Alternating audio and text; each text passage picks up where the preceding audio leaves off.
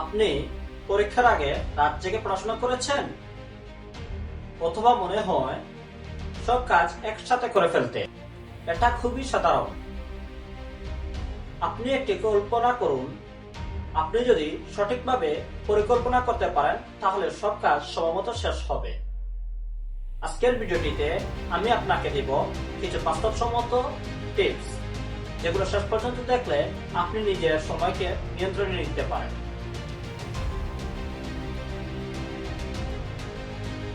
ধরুন আপনি পরীক্ষার প্রস্তুতি নিচ্ছেন, তখন জানতে পারেন আপনি আর সময় পাবেন না। তখন আপনার সাথে কি ঘটে? কনফিউশন, ভুল পড়া এবং চাপের মধ্যে পড়া, ফলে আপনি মনোযোগ হারিয়ে ফেলেন। এমন পরিস্থিতি কি আপনার সাথে হয়েছে? সময় ব্যবস্থাপনা আপনার জীবনকে সহজ করে দিতে পারে। যখনই আপনি সময়কে সঠিকভাবে ব্যবস্থাপনায় নিতে পারেন, তখন আপনার কাজগুলো সঠিকভাবে থাকে এবং আপনি আপনার নিয়ন্ত্রণে সময়কে রাখেন। তাই চাপ কমে এবং কাজও শেষ হয়। আপনার প্রথম কাজ হলো আপনি কাজগুলোকে প্রাধান্য দিন। আমরা অনেক সময় অনেক কাজ করে ফেলি, যেগুলোই আসলে এতটা জরুরিও নয়। আপনার প্রতিদিনের 3টি গুরুত্বপূর্ণ কাজ বাছাই করুন।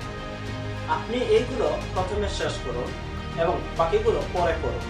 তাহলে বাকিগুলো কোথায় যাবে? আর দাঁড়ান, আমি বলছি।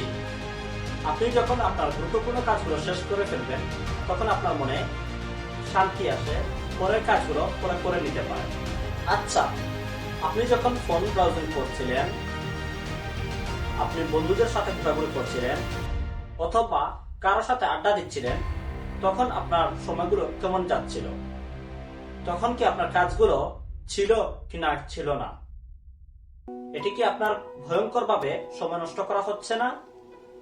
আপনি যখন এইসব কাজ থামিয়ে আপনার গুরুত্বপূর্ণ কাজ করে নেবেন, তখন আপনি আপনার সময়কে নিয়ন্ত্রণে নিতে পারবেন।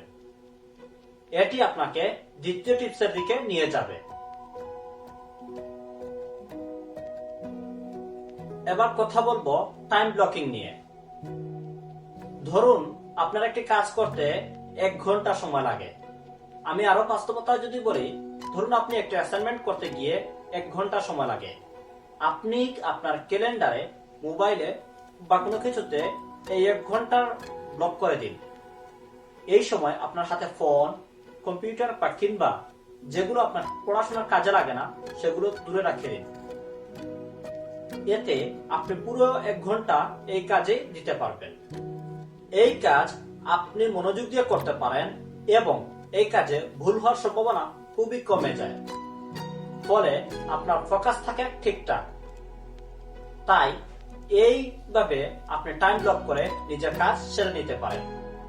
অনেকে মনে করেন আমরা একসঙ্গে একাধিক কাজ করে ফেললে আমার কাজ তাড়াতাড়ি শেষ হয়ে যায়। এই ধারণাটা সম্পূর্ণ ভুল। আপনি একসঙ্গে একাধিক কাজ করলে কোনো কাজই ঠিকঠাক হয় না এবং আপনার কাজগুলো থেমে থাকে। মনে রাখবেন, যখনই একটি কাজে মনোযোগ দিবেন, তখনই আপনি আপনার কাজে ফোকাস থাকবেন এবং কাজটি ভালোভাবে শেষ হবে। এখন আপনাদের জন্য 2 মিনিট নিয়ে কথা বলবো। ধরুন আপনার একটি কাজে 2 মিনিট লাগে। আপনি কোনো টালবাহানা না দিয়ে এই কাজটি সেরে ফেলুন। এতে কাজটিও শেষ হবে এবং সোজাসুজি আপনার সময়ও বেঁচে যাবে। যেমন কাউকে মেইল করা, ফাইল বাছাই করা কিংবা একটা সিম্পল টেক্সট পাঠানো, এগুলো আপনার 2 মিনিটে শেষ হয়ে যায়। এগুলোকে উপেক্ষা না করে দ্রুত শেষ করে ফেলুন। আপনি জানেন, একসময় আমি সময় ব্যবস্থাপনায় খুবই দুর্বল ছিলাম।